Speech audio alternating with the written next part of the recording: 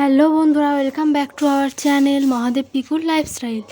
তো আজ আমি চলে এসেছি একটা ডেইলি ভ্লগ নিয়ে, যেখানে আমি সারাদিন বাড়িতে কি করলাম না করলাম সেগুলো তোমাদের সাথে শেয়ার করব। আর এবার থেকে চেষ্টা করব প্রায় এরকম একটা করে ডেইলি ভ্লগ দেওয়ার। তোমরা যদি সাপোর্ট করো অবশ্যই দেব, চেষ্টা নয় অবশ্যই দেব। তো দেখো, আমি এদিকে সকাল সকাল উঠে একটু উঠোনটা ঝাড় দিয়ে নিচ্ছিলাম। আমি আসলে ঝাড় দিতে গিয়ে কনফিউজ হয়ে যাচ্ছি যে কোন জায়গা দিয়ে শুরু করব। তাই একবার এদিক ওদিক করছিলাম, তারপরে আমার ঝাড় দেওয়া কমপ্লিট হলো। দেন দেখো, হ্যালো বন্ধুরা, আজকের ডেট হচ্ছে জুনের 5 তারিখ। তো আজ সকালবেলা থেকে আমি একটা ব্লগ শুরু করেছি। বাড়িতে এত সময় মহাদেব ছিল, এখন ডিউটি চলে গিয়েছে, তারপরে আমি কাজে লেগে পড়েছি আমার যা যা কাজ। যেহেতু বাড়িতে কেউ নেই, রান্না বান্না সব কিছু একা হাতে করতে তো হবে। সকাল সকাল লেগে পড়েছি, এখন টাইম হচ্ছে 9:10। তো সকাল থেকে আমি কি কাজ করছি, আজকে কি করব সব কিছু এই ব্লগে তোমরা দেখতে পাবা। তো এই ব্লগটা অবশ্যই তোমরা পুরোপুরি দেখেছো। ভালো লাগলে একটি লাইক, কমেন্ট, শেয়ার এবং চ্যানেলটা অবশ্যই সাবস্ক্রাইব করে দিও। তো এখানে দেখো, আমি গাজর কাটছি বসে বসে। গাজরগুলোকে খুব ছোট ছোট করে কেটে নিয়েছি। সত্যি কথা বলতে গেলে আমি এত ছোট ছোট করে কোচাতে পারি না, চেষ্টা করছি যতটা সরু করা যায়। আমি দেখেছি বেশিরভাগ সবাই মোটা মোটা করেই কাটে, রাঁধুনিরা বা আমাদের বাড়িতে যেহেতু আমার শাশুড়ি রান্না করে, তো ওনাকেও দেখেছি খুব বড় বড় করে কাটে ফ্রাইড রাইসের জন্য, কিন্তু আমি আজকে ছোট ছোট করেই কেটেছি। এখানে সবজি নিয়ে বসে পড়েছি, সবজিগুলো কেটে নেই, আর যা যা করার আছে মশলা টশলা সব করবো। এক এক করে তোমাদের সাথে সব কিছু শেয়ার করছি। দেখো, আমি সব কিছু কেটে নিয়েছি আজকে ফ্রাইড রাইস করব বলে। তো সবজিগুলোকে যতটা পেরেছি সরু করে কেটে নিয়েছি, আর মাংসের জন্য আলু, পেঁয়াজ, আদা, রসুন সব কিছু এখানে কেটে রেখে দিয়েছি। মিক্সিতে দিতে হবে যেহেতু মশলা ফুরিয়ে গিয়েছে। আর এদিকে দেখো, ভাত বসিয়ে দিয়েছি আর সব সবজিগুলোকে ধুয়ে নিলাম।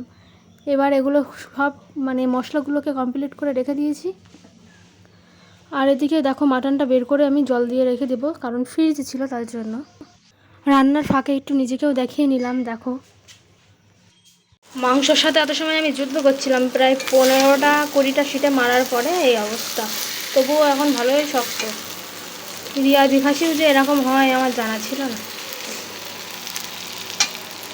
এদিকে আলু ভাজা করে রেখে দিয়েছি, আর আমি একটু পেঁয়াজ আর রসুন খেতে ভালোবাসি, মাংসের ভিতরে, সেগুলো একটু সিদ্ধ করে রেখে দিয়েছি, নয়তো তরকারিতে অল্প জল দিলে সিদ্ধ হতে চায় না।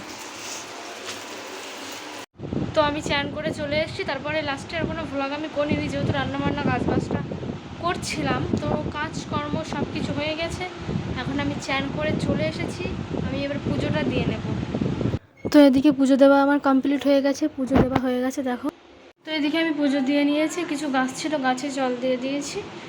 আপাতত আমার কাজকর্ম সব কিছু হয়ে গেছে। এখন একটু বসে কটা রিলস বানাবো।